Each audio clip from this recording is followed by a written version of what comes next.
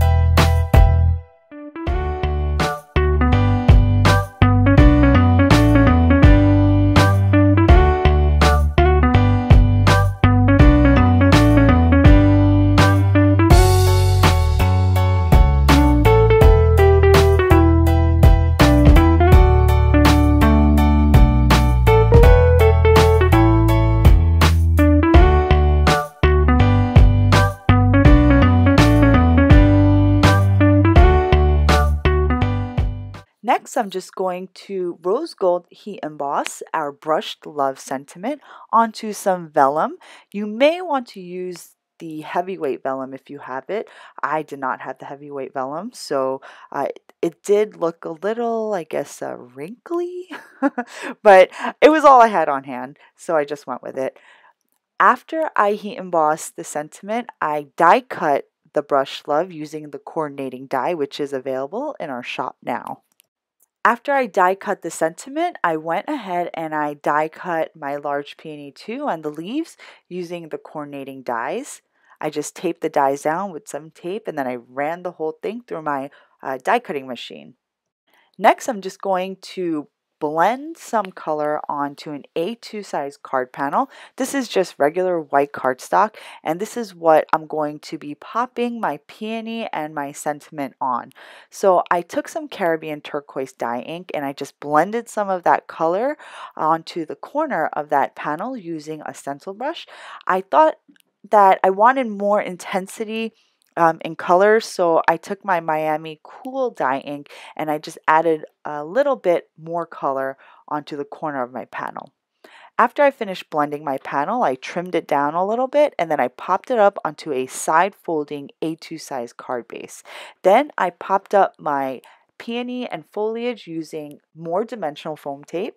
When I begin to pop up my floral arrangement, I start off by applying a small piece of foam tape behind each element, and then if there are more areas that need support, I'll just add more foam tape at the end. But it's important to start with small pieces of tape in the beginning so that you want to make sure that your leaves can get behind your flower when you need them.